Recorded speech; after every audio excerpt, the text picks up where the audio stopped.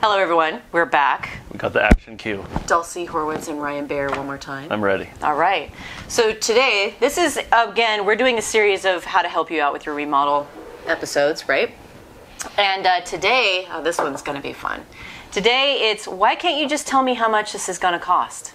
Don't you get that question all the time? All the time. Right. We just need to have a conversation about why it's difficult to tell people what things cost and what you need to do in order to find out how much things cost. All right, so let's get into this then. There are three reasons why. The first one is my favorite to talk about. Okay, nobody can price arm waving. Ooh. Do you know what arm waving is? Should we talk about I see it a lot. That? Yeah. I see it a lot. It's this. It would be This pretty is arm if waving. this was open, Right. and the cabinets were here, and maybe we'll put the kitchen over here. That's right. Ish. Right. And it would be great. And you've just done it. Yeah. With your arms. I did. You've waved it I've with your finished the arms. job already. Right. So Everyone loves it. Why can't you just put a price to that? Right? I should. Okay. All right. So no one can $1. price. Right. Exactly. You could do it for $1. Exactly. All right. So no one can praise.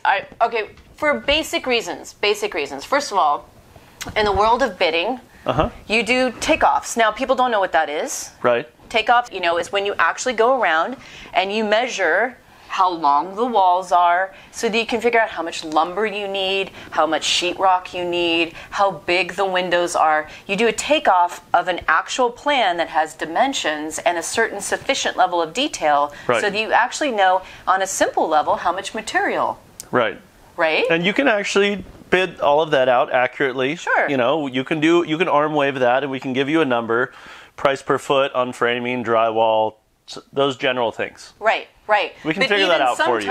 Sometimes, but I would never say don't ever tell anyone they can arm wave that though. No. Because a client will have in their head what they're arm waving. Right. And it's not what you are imagining is part of the arm waving. No. That's why, even though what you're saying is correct, like if you had someone that just said, hey, it's going to be 15 by 20, and that's part of their arm waving, where they give you dimensions. Ooh, I like that. Right? Yeah. That's a different kind of... It helps me know that it was a square and not a circle.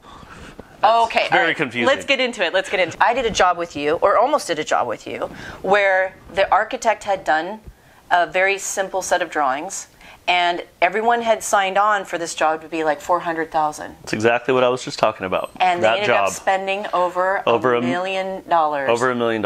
On this house because the drawings weren't done to a sufficient detail. The drawings were done. Somebody wanted the least amount of drawings possible to get a permit, which they got. Sometimes a schedule, they want it fast. And it showed showed stick framing and everything else. Sure. The roof scope, the dimensions of the walls. Where the walls needed to move. Right. And nothing else about the house at all. Right. So you brought me on because you couldn't bid the job because there was no cabinet work. Well, there was no... it was a friend, and I was worried that they were getting into that situation with a contractor that told them it was going to cost $400,000. And at that point, their house would be completely torn apart and framed. Right. And that's it. Right. And that they would be stuck. And it happened. And the house is beautiful. Now, $1 million later. $1 million later, plus $250,000 in restoration hardware fixtures and stuff on the inside. So they're in 1.3 for their $400,000 remodel. Above what they purchased the house for. Just for the remodel. When they were really hoping to spend $400,000. Yeah, $400,000 and $100,000 on finishes inside to finish it, which their kitchen costs more than $100,000. Of course. And we can talk more about that. And the kitchen and closets and bathroom fixtures, none of that stuff was on their original drawing. None of it. When they were told they're going to do a $400,000 project. Correct. So even just outside of arm waving, even if you do have a set of drawings, if it's not done to a sufficient... So when I say a sufficient level of detail, let's give people... We've been giving them examples, like the cabinets need to be drawn. Right? It's not just that I'm saying you have a marble on the countertop. It's... If you take a slab of stone and you ease the top edge, this is like what we call a farmer's edge. It's just you just see the slab, the 3/4 inch, and you ease the top edge. There's very little fabrication there. Very little. Most of it is the cost of the stone and the installation. And if, in doing the drawing, if they didn't put the kitchen cabinets on there, they didn't put the stone on there, Right. they didn't put any idea. of that information, you can obviously, as we spoke about before, do inset face frame cabinets, which are way more expensive. Right. You can pick out a slab of Caesar stone that's $1,000.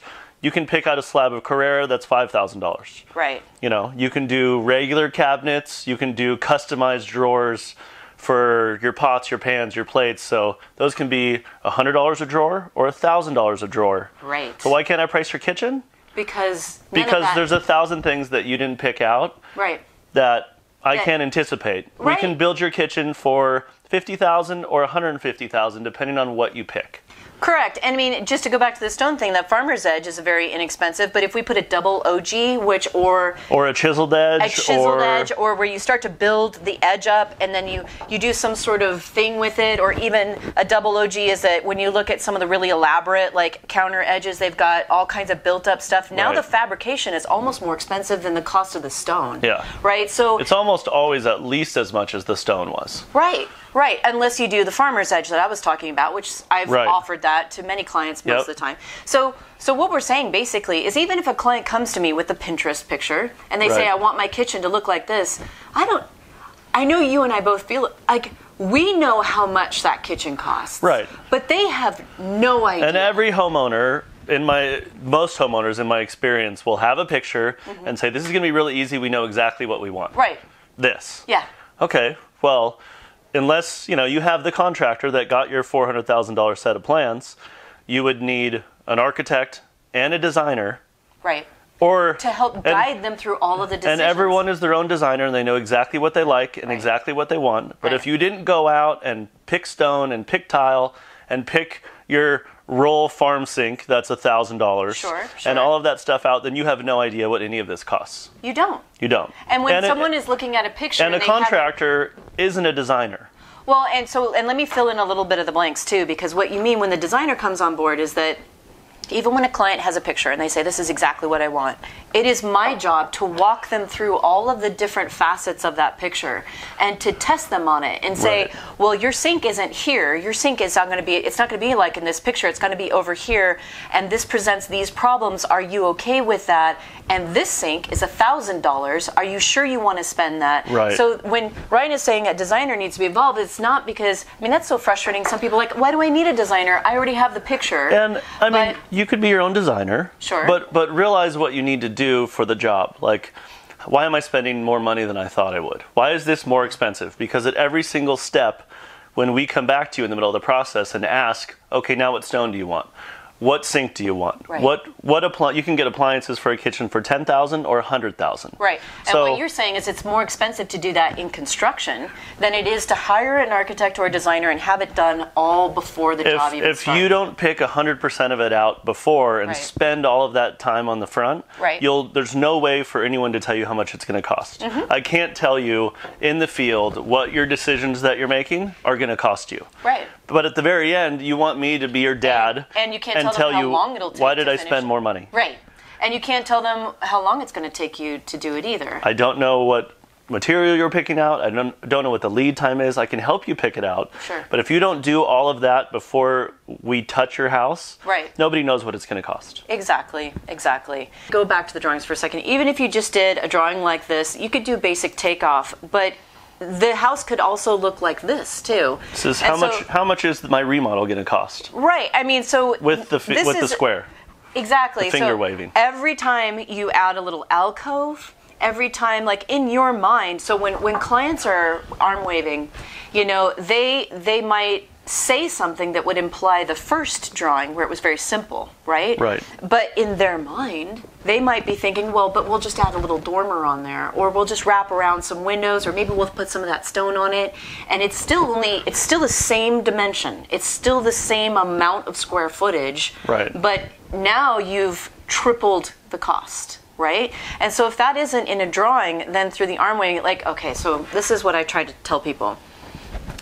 I love this architect. They're very cool. They do, it's a 2T or T2. They're somewhere in the middle of the country. They build dreams for people that don't have a budget. Yes. I can see that from here. Yes. They do.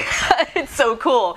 So every time you do that little like eyebrow in the roof, or do you see these timbers and the amount of posts and the curved timbers, and there's so much character, there's so much, but those things are 5 times as expensive as just a straight roof with a couple of 6x6 posts. Right? And your general contractor to build this front entryway is going to have 10 subcontractors to build that.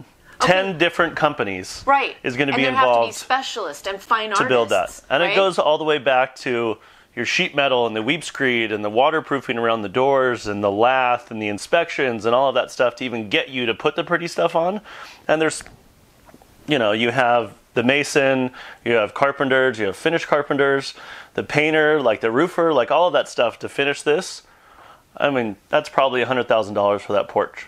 Just for that porch, right? At least. Exactly. And if this isn't drawn and specified. And if every single thing that you see in that picture wasn't bid down to the roof shingles and everything, we still have no idea how much it's going to cost. Right. If you mean if it wasn't specified, if it wasn't called out. If it's not on there. Yeah. You know, if you don't see it on the plan, we don't know how much it costs and we don't know what you're going to pick. So when I give you a budget, it's not in there because you didn't pick it out. You'll give them an allowance. Right. You can put a line item with a dollar sign with a big question mark. Yeah. Said you're going to spend money on this category and we don't know what it is. You know, and the bad thing about allowances is that you don't want to bust their budget. Right.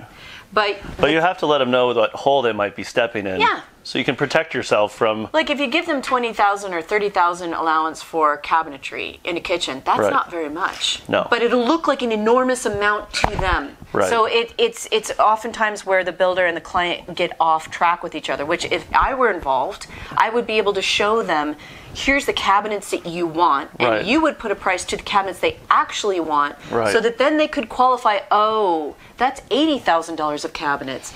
Oh, I get it. And I think as a homeowner going into something where you're finally going to spend your nest egg on your dream, and you have all of this money, and the contractor put down $30,000 for kitchen cabinets. Right. You think it's a $30,000 kitchen, and it sounds like a lot of money. It does. And you're ready, and you're going to have your dream kitchen. Right. Well, it doesn't have $20,000 in appliances. It doesn't have $20,000 in stone. It doesn't have $2,000 in cabinet handles. Yep. And moving all your utilities around. However, if they put down your kitchen's $100,000, you'll think they're insane, and no one's ever built a kitchen. Or that maybe they don't want the job, or that they're just off their rocker, or whatever. And that pitfall is how most people get into remodels that they can't afford, is because the contractor said, yes, I can build kitchen cabinets for you for $30,000. And you hear your kitchen is $30,000, and it's not. All right. So, I mean, here's other examples of, there's a huge difference in cost when you're doing this kind of craftsmanship on the envelope. I mean, it's just, this is what the people who hire me, this is what they want. Yeah. This is the stuff they dream about, even if it's modern and it's like this. And they think, oh, but it's stripped down and it's simple. But the kind of craftsmanship, when you've stripped something down and you only have one board that's vertically, it means that board has to be selected from like 60 boards, you know what I mean? And it can't have any sort of like, they don't want it to be wabi-sabi. They want it to be contemporary and tight, you know what I mean? So even when it's like contemporary and modern like this, it still costs an arm and a leg. And the contractors and the subs that do that kind of work, whether modern or not, at this level, consider themselves to be artisans. Because they are, though. They are. I mean, honestly, they're not just your knuckle dragger, regular like framer, finish carpenter, where you can putty something up and just cover it over. Like in a union world, nobody makes under $50 an hour. The drywaller is $50 an hour. The stucco guy is $68 an hour. The people doing this work, $75 an hour and more, plus your material, plus the fact that someone had to put it on paper and tell you exactly how it was going to be, or there's a ton of conversations if you get into this and have great ideas along the way in your project, and you have an epiphany, well then that guy that makes a lot of money per hour is out there standing around staring at stuff. Until you decide. Until you decide, and then we figure out what the material is, and then we get the material here and you put it up, and well, you thought that's easy, we'll do that for like $2,000, and it was $10,000. And again, people could have in their minds, when they're arm waving, yes, they've seen Dwell magazine, whatever, it doesn't look expensive to them. Doesn't in look their expensive. heads. So they think, oh, no problem, I can have this. Right. Right? And everyone wants to open everything up. Oh, sure. We want to open this up. We want this to be bigger. We want these windows to be bigger. I want a wall of glass. So, Right. so in California, every time you make an opening, you have to keep the house from being able to get pushed over one way or another. So more money, more money, more money. More money. Okay, so the last piece, and this is the non-sexy piece. There are no sexy pictures to go with this portion of our discussion. No. But permitting and engineering. If you don't have engineering, then you don't know. Like, for instance, if a house is anywhere close to a slope at all, like where the earth kind of falls away and there's a grade change. Then, usually comes with an amazing view that you want to capture and open everything up. Exactly. Then all of a sudden you have a deal with your foundation where you could be dealing with grade beams, you could be dealing with caissons. You don't know until you get a soils report and until the structural engineer reads the soils report and then actually gives their opinion about what, and then it has to go through the permitting process, and then your jurisdiction has to say, yes, we agree that structure will contain. But you're not a structural engineer. No. I am not a structural engineer. So when people are out there and they're arm waving, then it's until you get the soils back. I mean, it depends on if there's rock right underneath the ground here or if there's not, if there's clay in the soil. I mean, there's all kinds of things that you and I are not capable of telling a client how much that's going to cost. You can't predict the future. No. You know, the difference between, even with really good planning, if you have something that was engineered and permitted and you bid it out and you did all this work to figure out exactly what it was going to cost and you did it the right way. Right.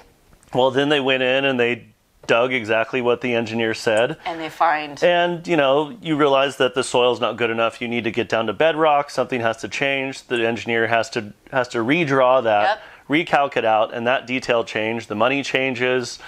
It changes the framing scope, the concrete. It's not sexy money. You're going to bury it in the dirt. You're never going to touch it. And you'll never rub up against it. There's no way to anticipate what it might be and what change might happen until you start doing it. Right. So you need a cushion around all that kind of stuff. Yeah. Especially if you're building something complicated on a slope.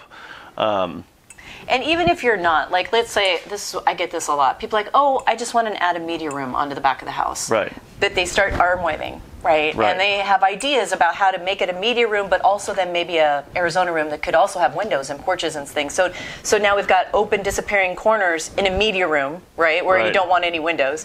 But if you've got the opening, disappearing corners on your addition because you live in California, even if you're on a flat lot, then still the soils is going to make a difference. Because as soon as you start making that corner disappear or do whatever, then there's no way to tell what the engineering is going to be for this particular piece of land. You need to, even in Thousand Oaks, the soils are different all over the place. So. And, we're doing a job together now where they took out a wall and there's, a few structural pads for just some conventional wood framing. And one of the pads is an underpin. So there's an existing wall inside of a regular house that holds up the outside of the house.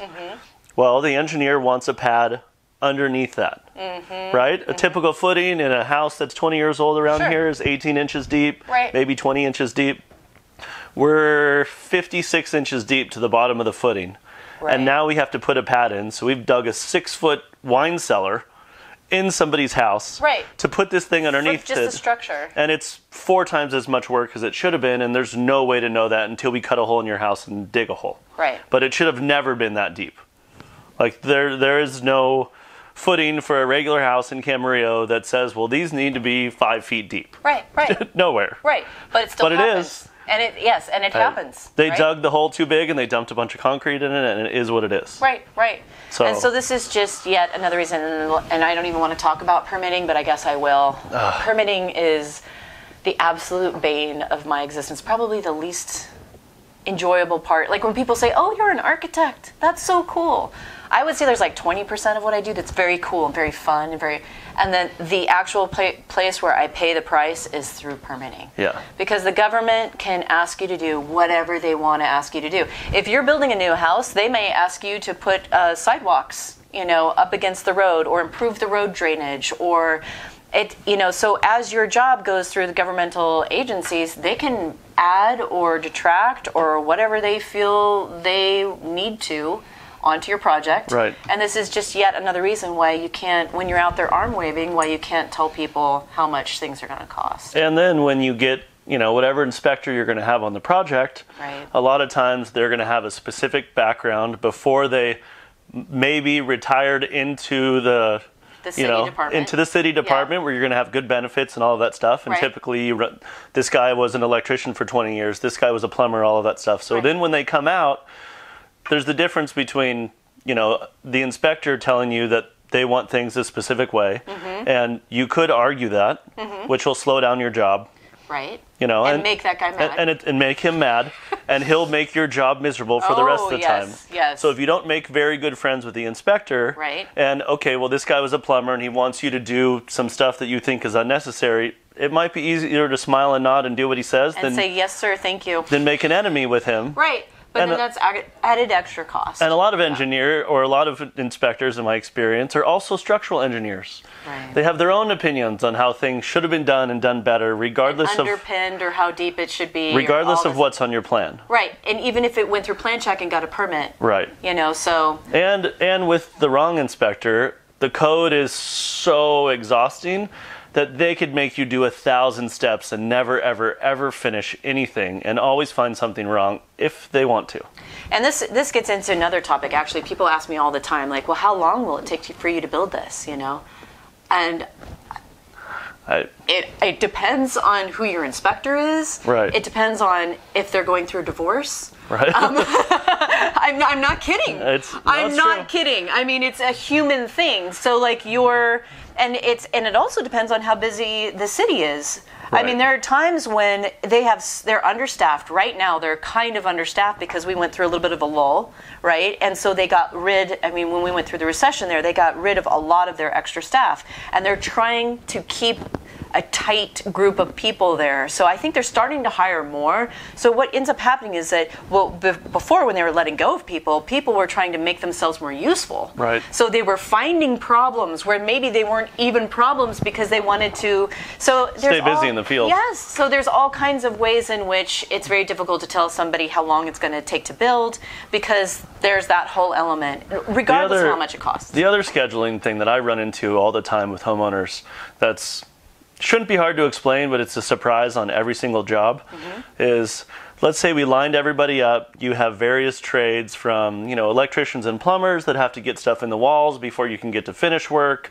inspections, changes from inspectors, all that stuff creates different schedules. Right. However, oddly enough, all contractors, subcontractors, people with a business trying to put food on their table aren't sitting at home waiting for you to be ready.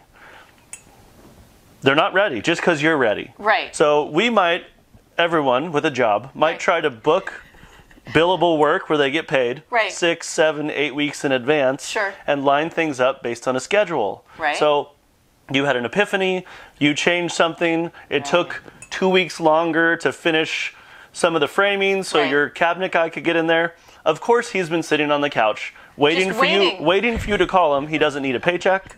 He doesn't have other jobs. Right. He doesn't need any money. And this just goes back to saying that you got to have everything. So he's going to be scheduled, all subs somewhere are going to be scheduled on other jobs at certain milestones, and yours will change. And when they change, it shuffles everyone's schedule, and everyone's supposed to move and be available because you're available. Right. And of course it doesn't happen like that. It's not magic. Right. It doesn't work that way. And I think that you and I really should do that other episode where we tell people how to survive their remodel, because that is a whole other conversation where we could really, because I don't even want to get into Instead of pointing out all the bad things. Right, exactly. We could be helpful. We could. We could try to be helpful. We could do that. I hope we are to a certain extent right now. But in any case, that should wrap it up in the sense that there are arm waving. You cannot price arm waving. Even if you do have drawings, they need to be of a certain extent, or that doesn't help. Right. And then there's also the engineering and going through permitting. So there's 3 solid reasons why when you're frustrated as a homeowner, like, gosh, I just want to add this thing. Why can't someone tell? I just want a master suite on my 2nd floor. How much is a master suite? How much is a master suite? Like, how come you just can't tell me how much that's going to be? Like, well... Do you want a $20,000 shower head? Right? Would you like a curbless shower? Do you need a steam Because those room? are on Pinterest right now. Well, obviously, all of those are part of a master suite. Yes. So you should have assumed that I wanted a steam shower for $20,000. Right, or that maybe we're gonna skip the tub. We're not even gonna have a shower. We're not even gonna have a bathroom. Oh, is that part of a master suite? Right. I mean, like everybody has a different idea. And as a homeowner and your own designer, if even with a good contractor, if you didn't go through all of the work and go figure out what the wood floors you like and how much it is a square foot and what faucets you like and how much do those cost and what stone you like and all of this stuff, right? I don't know. There's no way. There's no way for your contractor to give you a price. The only honest way to do contract work, in my opinion, is cost plus.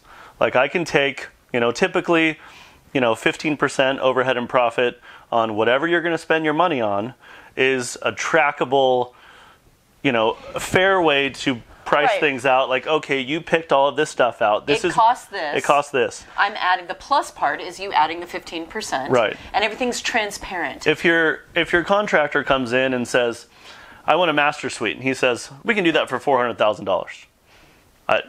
How much money are you making on that? How much does it actually cost? There's no way for him to price that without making sure. He might make $150,000 on that and get it done for you, but should he?